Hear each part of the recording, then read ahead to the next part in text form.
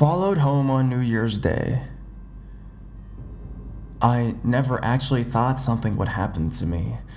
I've always really enjoyed reading real-life creepy stories and have developed quite the imaginative and paranoid persona, something I always thought would just be a novelty. A few years ago when I was 19, I'm a female. I was coming home from watching the fireworks displayed on New Year's Eve. It was 3 a.m. when I reached my safe, family-friendly, nothing-ever-happens neighborhood. I'm from Sydney, Australia, and live in a posher and wealthier area. My friends wanted to call a taxi because we didn't want to wake our poor parents at this hour to drive us back home. Because of my stubbornness and insistence, we ended up taking the very long walk home.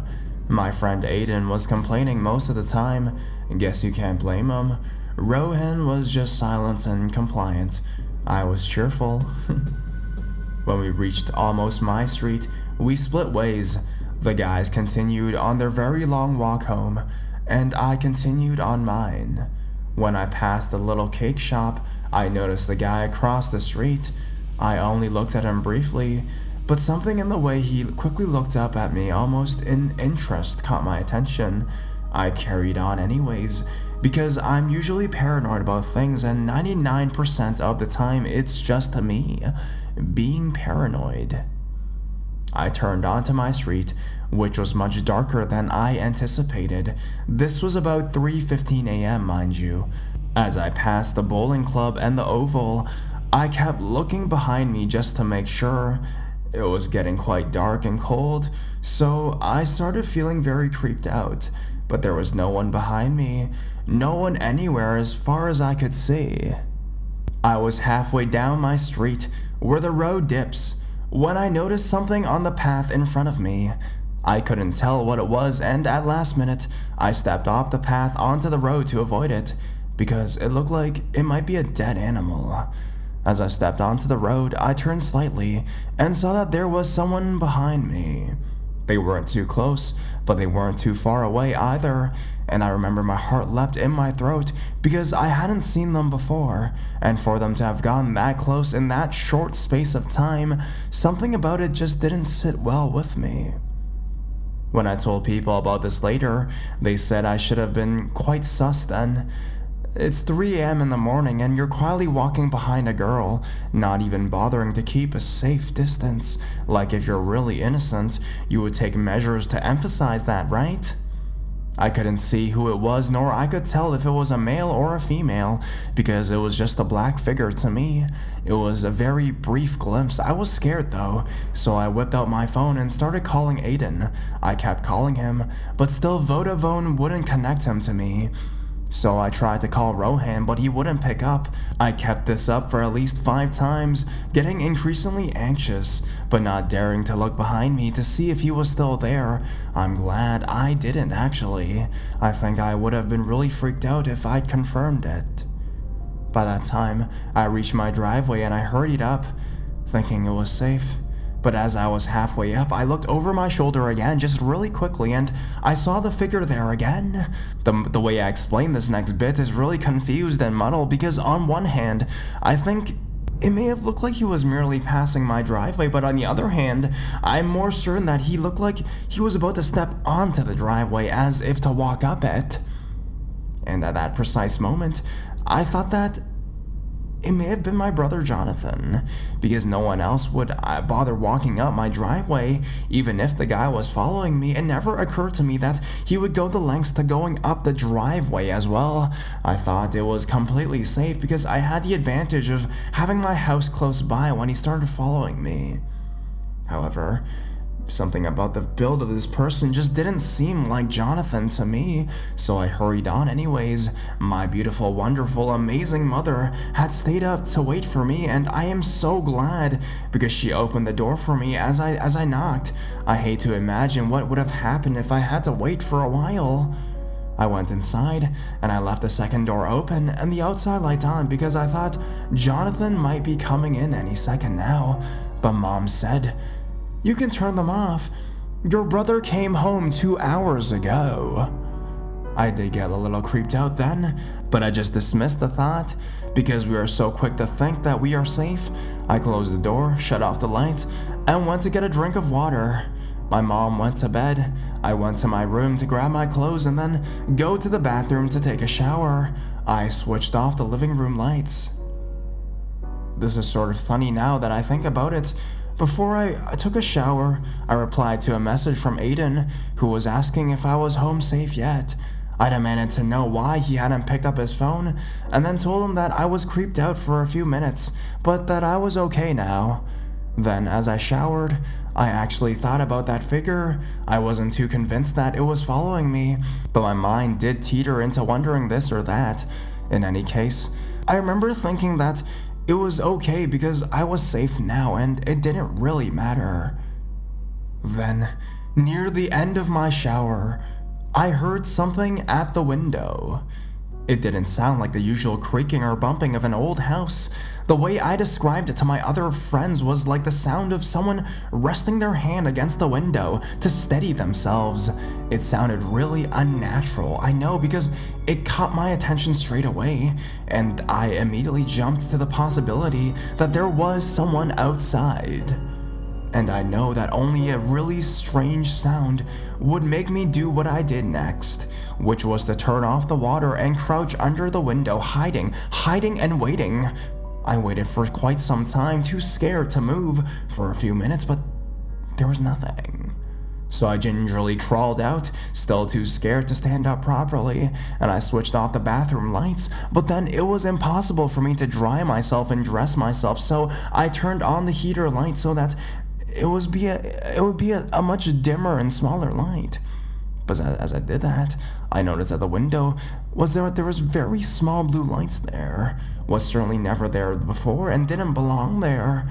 The way I can describe it now, it was almost like a keypad of a phone lit up. I was so scared, I switched off the heater light as well and backed into the corner, my towel wrapped around me, and I waited. It seemed like a long time that I waited, too scared to unlock the door and move because I knew it would make a lot more noise. And as I waited in the pitch darkness, several blue lights came on outside the window, like a few.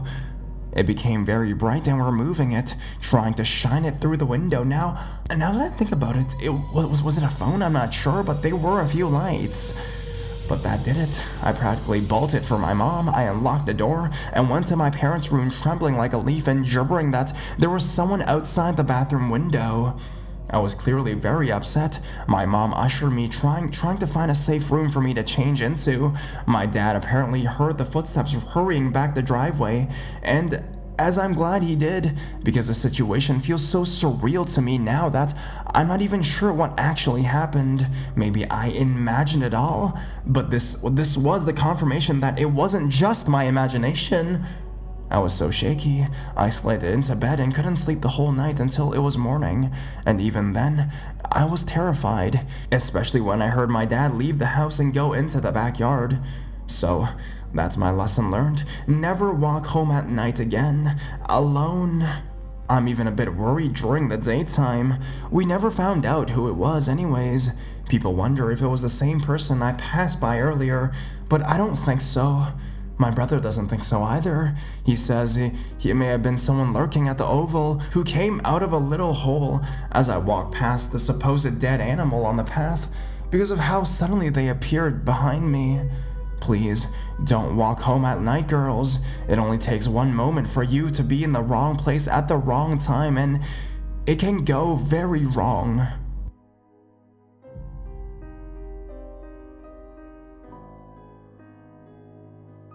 New Year's creep. It wasn't a huge deal then, but definitely made me furious. This all happened Tuesday night. My significant other, Kyle, and I went to a fantastic concert for New Year's Eve. We met up with a few friends, but they all left right after midnight. The bands were great, so we wanted to stay for the rest of the show. Kyle got a call from a good friend, Nathan, at around 1 a.m. Nathan said he was at the same bar and wanted to know if we were all still there. We were stoked because Nathan never gets out of the house. He's a super cool guy and we love hanging out with him. He had his girlfriend too with him, who I like a lot, and his friend Derek. I don't like Derek at all. Derek just gives off a creepy vibe. He talks slow and monotone, and he stares for too long and leans in too close. He is Nathan's pity friend. We were our best friends for a long time, and Derek's family did a lot for Nathan during a rough time. Nathan will bring him along every now and then because he feels obligated to do so, but has no trust in him whatsoever. Derek is a drug addict. Anyways, we all hang out and have some laughs. Derek sits there being freaky as usual, just staring at everyone. When he would speak, it would be something off the wall and completely unrelated to anything we were talking about. Once, he looked at Dawn and I and said, "I think it'd be really weird if the two of you made out." Okay, yeah, it would be fucking weird. We ignored him and just kept having fun. The bar closed down, and Kyle asked them if they wanted to come to our house and have some more drinks and play foosball and Tekken. I was a little annoyed because he didn't okay this with me first, and I was ready for bed. I wasn't that upset though. I know that Kyle likes to have company. I told Kyle that I wouldn't mind it if it was just Nathan and Dawn, but I don't want Derek in our house. I don't trust him. Kyle brushes it off and says, "What's the worst that can happen? It'll be fine. He's just weird."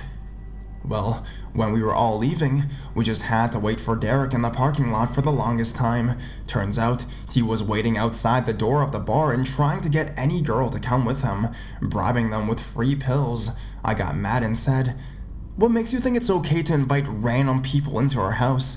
And he just laughed. We get to my house and sits on the couch by me. He keeps poking me, and when I ask what he wants, he just stares for about 10 seconds before saying, "What's up?" I started ignoring him. He continued to poke me or tried to tickle my feet. I wouldn't even look over. Then he starts getting phone calls from people asking for pills. I went to the bathroom, and he tried to follow me in there. I just pushed him out and locked the door, and he continued to knock. After this, he starts trying to get Nathan and Dawn to take him home, which was 45 minutes away and it's 4 a.m. in the morning. They tell him no, and they had agreed that he was staying with them. They actually wanted to go to their house and sleep in their own bed 10 minutes away. He didn't want to go to their house. He either wanted to go home or stay at our house. He started whining and telling me that I had to convince them to stay, and I told him no. He started saying that Dawn had drank too much to drive. The girl had one beer the entire night. When they were going to leave, Derek comes back in and says he needs to use the bathroom. Kyle is overly trusting of people and doesn't pay attention to weird behavior. I am the opposite, so I was keeping an eye on Derek. I caught him going through my prescription bottles. They were nothing but antibiotics, but it pissed me off that he was trying to steal from us anyways. I told him he needed to leave immediately. He then stood in our kitchen, refusing to leave, staring at us. I said that they were waiting on him and he needed to go with them. He just kept staring and said, "Don't you remember that time I gave you guys a ride? We'll make it even. You either convince them to stay, or I stay here and y'all take me home." No way. He gave us a ride home when we had a flat once, and we lived 2 blocks apart at the time. We're not going 45 minutes away to take a weirdo home that's refusing to leave for reasons unknown. He kept saying that Dawn was drunk. Kyle speaks up and says, "If you get into a roadblock, I'll come get you," he says. "Well, are you gonna post the bail too? Because we're your responsibility now." I am beyond frustrated at this point and told Kyle, "You invited them, now get rid of them." I went and sat on the couch. Derek continued to stand there and stare at Kyle. Kyle, normally passive, is getting angry and telling him it's time for him to go, and that we aren't taking him home or convincing anybody to stay. Derek says that he's not leaving, so he has to do one or the other.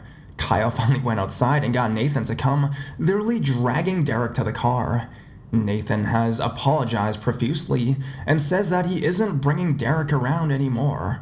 I also asked Kyle not to invite people over without okaying it with me first. 1, because we both live there and it's rude. 2, because he doesn't pay attention to weird people. 3, because he invites people over at inappropriate times. Of course, this goes both ways. I'll make sure he's cool with me bringing people over too.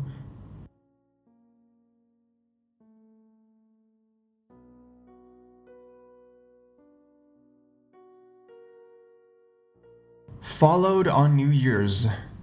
Okay, a couple days ago, I submitted something that happened to me 2 years ago when I started college, but this happened to me January 1st, 2014. I'm 22 years old and I'm a male. So, I was invited to a party in New Year's Eve, and a couple that's my friend was invited too. Since the guy knew the way to the party and I didn't, and they live in 20 minutes away from me driving, I gave them a ride. It was a nice party with 15 people, and we spent the night okay. But in the morning, even though that our friend told us that we could sleep at his house and drive home when we woke up, we still decided it was time to go home. This was around 5:30 a.m. in the morning. I only drank a bit of champagne so I could drive, and both my friends from the couple drank almost nothing, since they were spending the next 2 days with the girl's family and didn't want to be hungover, so we were sober when this happened. We said our goodbyes and got out of the house. We know that area is known for having pretty sketchy characters, but the car was a 2-minute walk from the house, and we didn't expect to get in any trouble. We were wrong.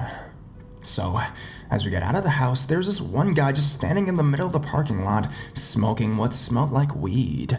We walk on the opposite side of the road of this guy, and he starts messing with my girlfriend. She's really pretty, so guys usually stare and she's used to it, but this guy starts making weird comments to her, which her obvious boyfriend, my friend, that has his arm around her right there, is pretty cheesed about.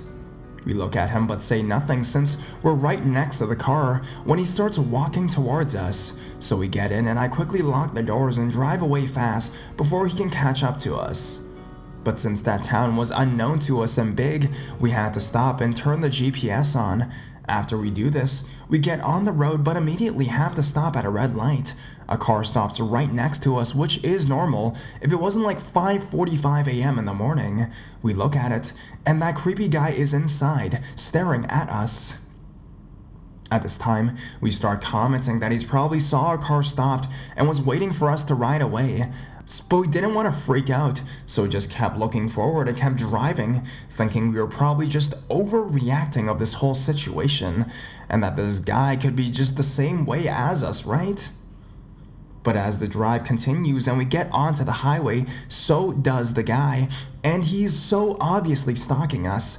When I speed up, he speeds up. When I slow down, he slows down. I even pretend I was going to leave the highway in one exit and quickly return to the main highway road, and he copied that same move.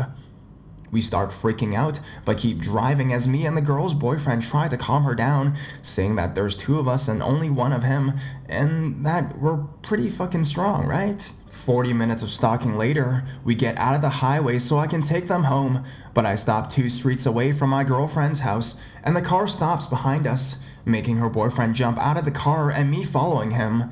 I wouldn't let him be alone. We don't know how crazy that guy is, and I have a really heavy bat in my car which I can take with me. As we start approaching the car, he quickly speeds up and makes a U-turn and drives away, backing for the highway. My 2 friends take their stuff, and they say they can make the walk back home. It's like a 3-minute walk home, going between the buildings and avoiding roads, so we say our goodbyes, and I get back to my car and start driving to the highway to get home. As I make my U-turn to get close to the highway, I see that creepy guy's car waiting there, and he starts following me again. Now, I freak out a little bit more. I'm alone, and even if I have the bat in my car, I don't know what this guy has. So, I just get onto the highway pretending to drive like normal and pretending like I didn't see him. And the second I see 2 huge trucks in front of me, I speed up and pass between them. And this time I'm driving like 140 kilometers per hour, looking at my rearview mirror and seeing that I'm losing the guy.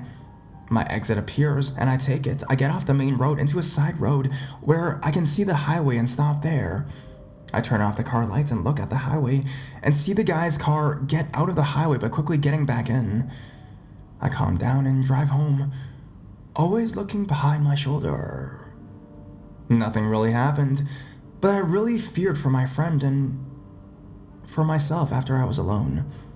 Long text, I know, but I like to explain everything from my stories.